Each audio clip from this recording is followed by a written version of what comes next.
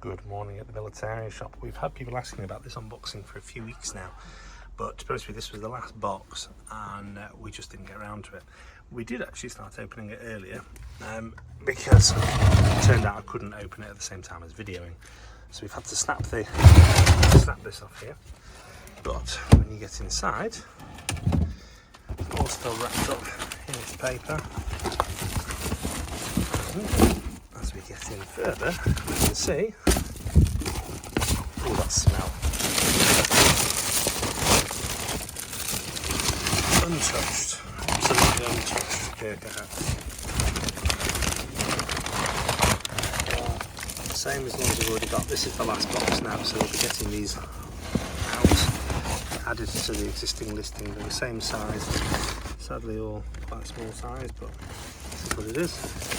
But all in great, like new condition really, new old stuff. Need a little bit of a dust because there's a bit of grime from over the years, but they are all original, ideal for World War II reenactment displays, later Korean War stuff. Really cool hats. They work for Australian displays as well, but they are straight out of their original box and they're available at themilitariashop.com.